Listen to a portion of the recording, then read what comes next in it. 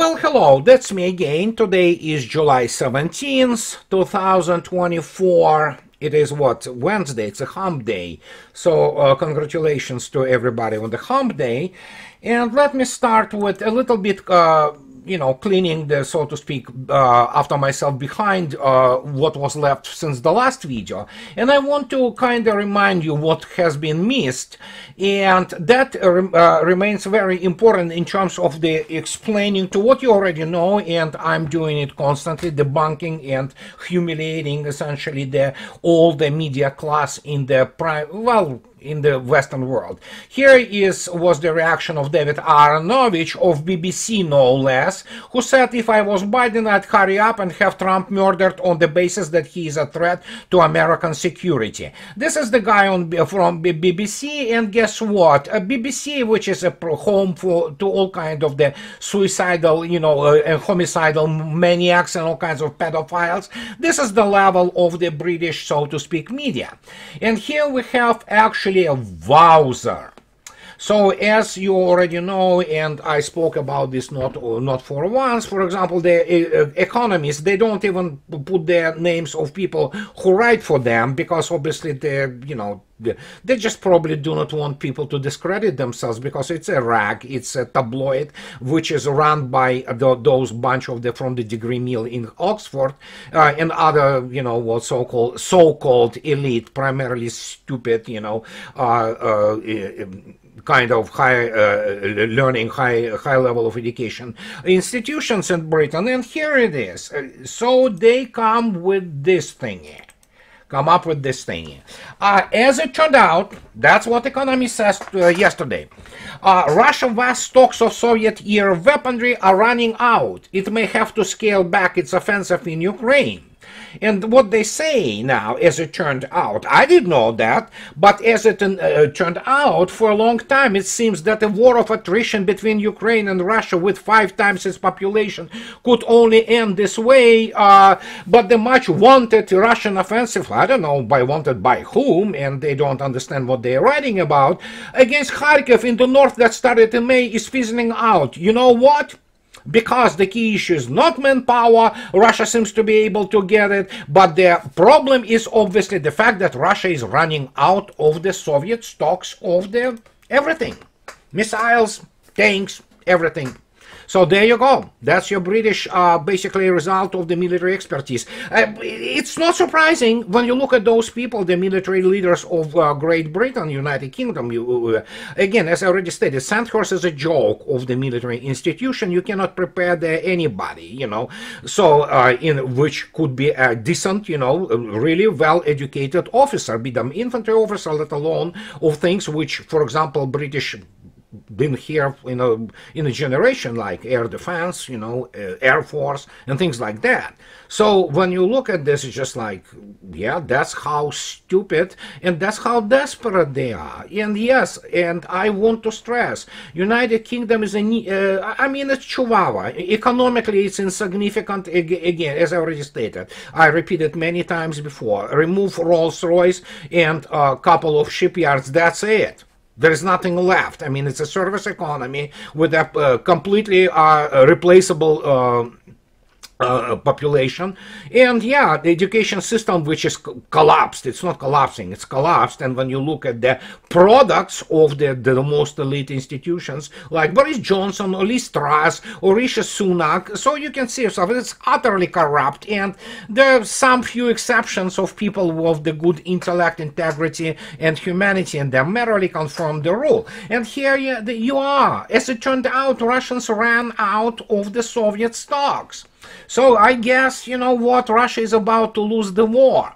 But I want to actually, while we speak about it, to remind you something why I want to bring this thing about, which is upcoming new Trump administration, most likely. We know it's not 100%, but obviously we know that Trump most likely gonna win, and people pinning those so many hopes that he can change anything in terms of the foreign relations, and especially with the, choosing Mr. J.D.Vance as his vice president. And yes, J.D. Vance as a vice president in Biden administration, pardon me, Trump administration certainly has some things he can bring on the table, because Trump himself, he cannot concentrate. I mean, he really being narcissistic person. He thinks in large, level of thinking as he thinks himself, the strategist and things of this nature. And so I want to remind you that at least finally J.D. Vance can count. That's good. I mean, that's already positive. That means what? It implies some kind of rationality. And so here it is why I'm making this conclusion, because as you can see yourself, J.D. Vance already in April 2024 wrote this famous article in New York Times that the math on Ukraine doesn't add up. And yes, it is true, the math is not there, it never was, but at least somebody at that time had enough guts and cojones, to, so to speak, gonads if you wish, go out and state what anybody with the basic military education knew, that this 60 billion about this package which was sent for Ukraine, or to Ukraine, part of it anyway, and this 60 billion is a fraction of what it would take to turn the tide in Ukraine's favor. But this is not just a matter of dollars, which is correct. Dollars mean nothing if you cannot buy something for them, and the United States cannot buy something for these dollars. And he talks about that fundamentally we lack the capacity to manufacture the amount of weapons Ukraine needs us to supply to win the war. And he's talking about, obviously, about 150 millimeter shells, but then he goes out and correctly states that, and that was actually an idea which kind of was correct, that tells you that the guy certainly thinks in terms of the actual resources, and he's talking about that by committing to a defensive strategy, Ukraine can preserve its precious military manpower, stop the bleeding, and provide time for negotiations to commence. But this would require both the American and Ukrainian leadership to accept that Mr. Zelensky's stated goal for the war, a return to 1991 boundaries, is fantastical. Well, can you imagine to state this that time? And so he talks about the White House has said time after and again that it can't negotiate with President Vladimir Putin of Russia. This is absurd. The Biden administration has no viable plan for the Ukrainians to win this war. Let me put it this way, they never had, because as I many times repeated, they have been planning this war based on their confabulation, mythology, and wishful thinking, because they, like the people from The Economist, they are good only at wording. They can create words, those terms, and all those semantics.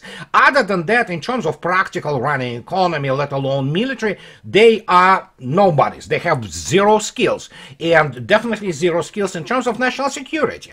So in this particular respect, what is important about J.D. Vance stating those things then in April, today of course is July, it has been 3 months since then, is the fact that he goes out there with at least some numbers and he say, hey, here numbers are not there. And the question is not that, for example, people in economists, that's just about anybody in London School of Economics cannot count, and they are dealing with the basically pseudo-mathematical demagoguery there. So, but he's correct. He brings on the table that's very important issue. And here's his issue next, which actually reflects to a degree on, well, what will be basically Trump administration idea about Europe. Here's what he says. As the Ukrainian war drags on, it's time to consider the unintended or perhaps not consequences of the war. It is destroying, which is, I like this caveat, it's destroying, pardon me, the industrial economy of Europe, which will decimate the lives of many of our allies' middle classes. Pardon me, I have news for J.D. Vance, although that's, or perhaps not, caveat is great. That tells you that the guy really is thinking guy. He is no friend of Russia, or he is no anti-Zionist or anti-neocon, but he's thinking. And yes, the idea is, which was from the get-go, to destroy economy of the of Europe. And guess what? To understand that United States is a one-trick pony in terms of strategies. And if you listen my communications with Nima yesterday, I already posted it in my blog.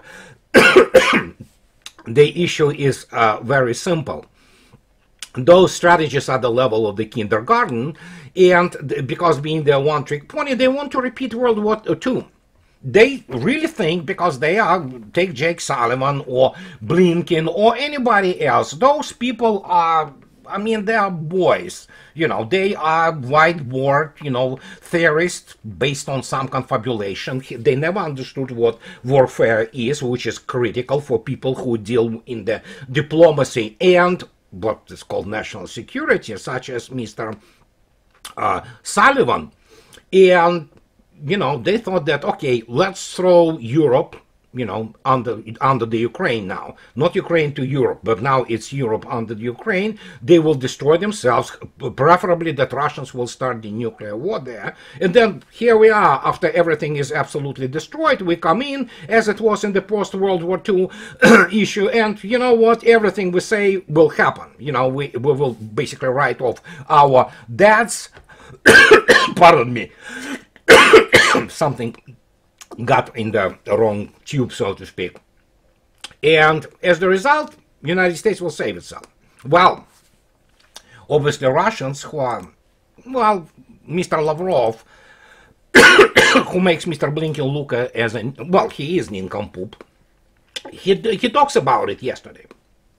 And he's talking about that the White House is deluded that the EU, not the United States, will suffer from a new war. Which is the idea to destroy Europe. And again, Europe is being destroyed as we speak, and it is being industrialized. And he is responding to this guy, that coordinator for strategic communication at the White House National Security Council, Mr. John Kirby, declares on behalf of the US president, we are not seeking a third world war. This would have dire consequences for the European continent. A Freudian slip. As they say, a Freudian slip of the tongue. Washington is convinced that it is not the United States that will suffer from a new global war, but it is European allies. If the Biden administration's strategy is based on such an analysis, then this is an extremely dangerous misconception. And that's the point. And as I already stated, Pentagon obviously doesn't also understand what they're dealing with. They are absolutely lost. Operationally and strategically, because they never have been prepared for that. And I am on the record, you can quote me. I don't think so. United States has a good military education anymore. It used to have some, not anymore. So, and yes, the idea is that, okay, let's throw Ukraine, or rather Europe under Ukraine, let Russians start the Third World War or whatever, and we'll be done, as I already stated. Everybody is in ruin, and here we are, and we restore everything. We, fill our pockets with cash, as it was in the post-World War II time. No, it doesn't work like this, obviously. And obviously, the United States will become party immediately, and if they want to really try their, let's say, to start, slow. Let's discuss what is going to happen if it starts slow. Let's say conventionally. Well, I can tell you what's going to happen. Washington and coastal cities of the United States and specific military and economic installations will be actually struck by Russians. They have the means. The United States has no means to stop it. And they will not be able to find submarines which will be launching there. And if they want to try this, 9/11 will look really bad. Guess what? United States will immediately escalate to their actually nuclear threshold, and that will be the end of the United States and pretty much the whole world. So that's the plan, for Russians, and they will execute it. And here we have this, as I already stated. I have now my serious doubts about the competence of the American military elite. Forget about political elite. I don't think so. There are many competent people there who understand what is going to transpire. Or if there are some, they don't have enough guts and gonads to go out and speak openly, because obviously they care about their careers. Well, when zircons and calibers will start flying, believe me, they will have the change of heart, but it will be too late. And the question is now that, I mean, if they want the nuclear exchange, let me tell you, Russia has enough, nuclear potential to basically wipe the United States from the face of the earth. And there is a very interesting thing here. Judging by the speed with which Russia, which obviously, yeah, as the Economist says, Russians are running also from missiles, Soviet missiles, no less. Obviously, people don't understand what it means there to maintain missiles and what is called the shoot out of the missiles, which is test shoot out to check the physical condition of the missile. But again, we're talking about the idiots from Oxford and the other, pseudo-academic, pseudo-elite schools. So, but point is, this is not going to work. The Russians know this, and again, as I already stated, what passes under the title of strategy in the United States is a kindergarten level ruse. This is what it is. There is no strategist. Read my lips. I spoke to Nima about it. Show me, bring me the greatest American strategist, or let alone European strategist. They are not strategists. They do not know what was happening throughout the whole 20th century. They simply don't. They basically, high on their own Kool-Aid, and as the result, we have the results. Few people of the intellect of the level of the Michael Brenner, for example, incomparable Michael Brenner, and other people of this caliber, they're not around power, they're not in the circles which really go and directly consult. Everybody who has any kind of the competence and professionalism and integrity have been purged in the United States from any kind of the position of power. There are simply no people who can do it properly. And as the result, we have people suggesting to kill Mr. Trump. We have all kinds of the criminals basically running the whole show. And here we are. The result. So, what is the result? And this is another thing that you have to understand. Mr. Trump, Mr. Bloomberg, gave the transcript of the interview with Mr. Trump today, and Trump speaking about Russia, and that tells you how delusional he is. So, and here it is. He says, Putin and I got along very well with our relationship. We were never in danger of a war. Well, yeah, that's correct. I'll give Trump this. But he would have never gotten into Ukraine. I said, don't ever go into Ukraine. Well, if the United States wouldn't have done what it has done, Russia would never have gone to Ukraine. But you know what? The point is, Vladimir Putin doesn't care about what Trump says. And as everybody understands in Russia, all those, so to speak, rumors about GOP getting ready to negotiate or something like that. Excellent piece by Victoria Nikiforova today in RIA News, which immediately says it all, and RIA News is a major news outlet, very reputable in Russia. And here it is, a stone in his bosom. Trump flirts with Russia for a reason. And she talks about this fake news about Donald Trump's desire to hold peace talks with Russia on Ukraine. And she absolutely correctly stated, no, Trump doesn't care about Ukraine or Russia. He lives in his own world, the same as most of the American politicals who live, the same as most U.S., forget about media, military. They live in this echo chamber. They live in this alternative universe. And he still thinks that he can call Putin and say, you know what, Vladimir, let's stop it. Baloney. Nothing is going to change. But that's what I explain why I am, satisfied moderately that J.D.Vance comes on board. At least he can come to Trump and explain to him, Dude, we do not have capability to do anything, and if you want to do anything, you have to have capability. You have to have resources which you bring behind yourself to the table, in negotiating table. But obviously, Trump still thinks that he's so, irresistible and shiny that, although looks like the attempt on his life kind of, I mellowed him a little bit, so which was expected. He finally got the idea of his own mortality, and that's good. That's good. People have to remember that. So, but yeah, it's nothing going to change in Russian-American relations. They will continue to be utterly hostile.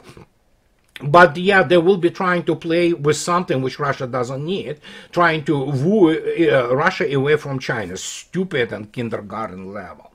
And just to demonstrate to you what we are talking about, here we have Russian Navy corvettes from Pacific Fleet getting back to. Russians do these drills constantly with Chinese Navy, or plan as they call it, which is funny name, People Liberation Army Navy. This is very funny way Chinese call their Navy. So there you go. So 2 Russian warships in China for joint naval exercise, target security threats in signal to West, obviously.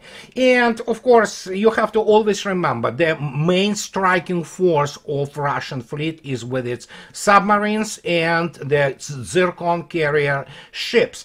So they will do their maneuvering, they will, shoot the targets, repulse the, air assault or something like that. So yeah, it's normal thing right now with Russians training with Chinese constantly, because everybody understands that GOP, they are primarily obsessed with China. They want to go to war with China, not with Russia. And Russia for them is just kind of, some kind of the nuisance which, impedes their shift or pivot to Asia. Obviously, the idea that United States can compete with China is preposterous. Chinese economy dwarfs that of the United States, and is just huge economic power. Militarily, that's a different story, but then again, you have to keep in mind, United States declines militarily daily. It comes through all kinds of things, ranging from emotional or esprit de corps being, decomposing, pretty much demoralized force. And as I already stated, you cannot change TOE, Table of Organization and Equipment, and doctrine in 2 years or 5 years, not in the United States. It will take decades to recover, unless, of course, they create new, Hollywood kind of, flow, and they will create all this mythology again using, School of the Advanced Military Studies, such as the Top Gun Maverick. So that's possible, but to change, to move this machine, which is utterly corrupt and utterly obsolete, my gosh, that requires some effort. So to explain to you what effort is, looks like if we go down to START Treaty, there's this really funny thing, and that's what is really amazing. The United States hopes to conclude a new START agreement with Russia after 2026. There is absolute hope for a new agreement on nuclear non-proliferation, said that Andrew Gabar, Deputy Chief of Staff for Strategic Deterrence and Nuclear Integration of the U.S. Air Force. Well, if you don't know, Russia actually suspended its participation in the START agreement, but the point is, and here is the other thing, in order to do agreement and bargain, you have to bring something. United States, and again, you can read my lips. I understand many people say, what the hell are you talking about? Well, I'm talking it directly. United States lost their arms race in nuclear, strategic forces, rather, would say this, so badly. They are behind a couple of generations. United States is nowhere near any kind of the hypersonic weapon delivery systems. It's, Russian anti-satellite and space-based weapons are just growing. And what's left? Yeah, good old, highest ups. If you think so that B-1 Lancer or B-2 or B-21 can go in and, attack Russia with some kind of nuclear weapon, I have a breach to sell you, so especially concerning Russia's ABM and air defense systems. And the idea that, oh yeah, we can go, let's conclude another, START treaty. You will reduce this thing and what you have. And we will reduce something which we don't have, but might have in 25 years. This is the idea. That's why Russia suspended it. I mean, you cannot negotiate with the United States anymore. They will never hold the end of the deal. Simple as that. And many people, yeah, they are really bothered by that. The fact that the United States is that weak. Yes, it is that weak militarily. And especially in terms of the strategic delivery systems, it's just, yeah, what do you talk about? Sentinel? Sentinel is already behind the schedule and almost twice over budget. This is the next, intercontinental ballistic missile United States wants to procure instead of the obsolete Minuteman III, land-based. In terms of the seagoing naval deterrent, good old Trident 2D5, which by 2030 will be more than 40 years old. So what are we talking about? So why should Russia go to this start negotiating table and say, okay, yeah, let's limit. Limit what? United States wants to get, obviously, access to the Russian enterprises and inspections to where they produce the weapon systems, some of which we don't even know. They are coming. I can tell you that for sure. But when? Very soon.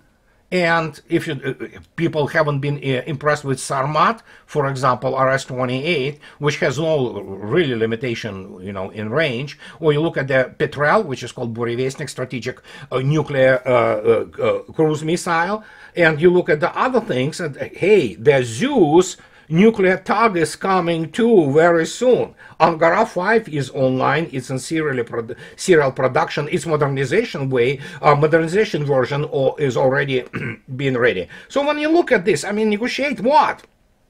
With who? There you go. Because the United States cannot really limit anything anymore. It cannot, just have nothing to bargain with. There are no chips. And that's what is most important. That's what many people do not understand about it. And that is why Russia suspended the START participation in START treaty.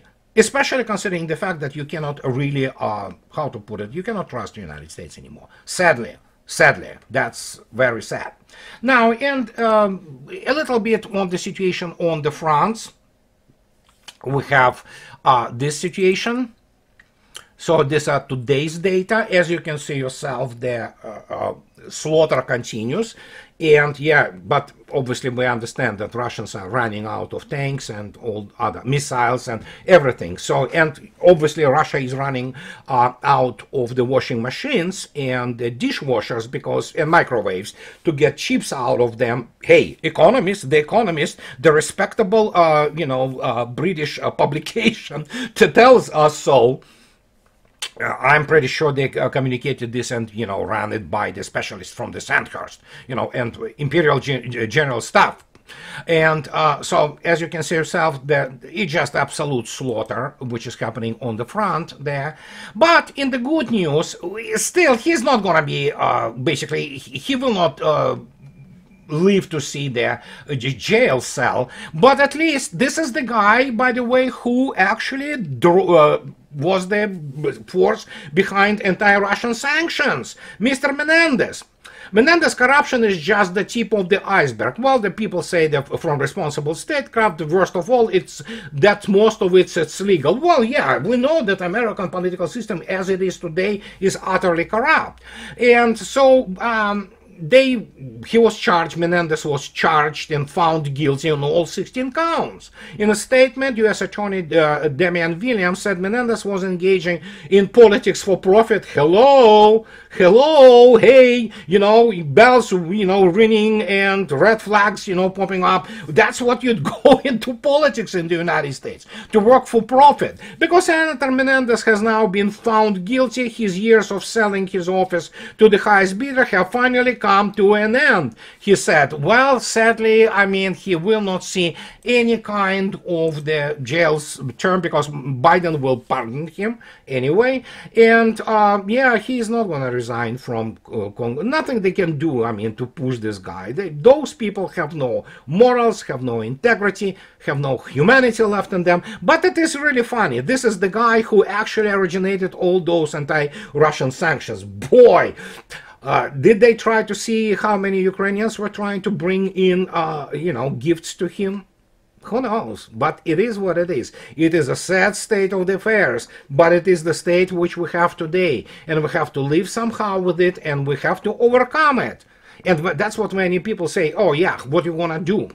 I know nothing you can do much except for voting, unless, of course, God forbids we go into some kind of the hot civil war. But you have to find people. At some point of time, United States have to have somebody of true patriotism, of true ability to change things, or rather group of people who will have to emerge, otherwise the country is done. But if they emerge, we have to support those people. And I see some signs of this in Congress. There are very few, but they still are there. So, and this is what I wanted to tell you guys today. And as always, in conclusion, those who like what I do, please subscribe to my channel. And those who can afford it, please support me on Patreon or buy me a coffee too. And what can I say? Have a nice rest of the week. I'll talk to you later, guys. Bye-bye.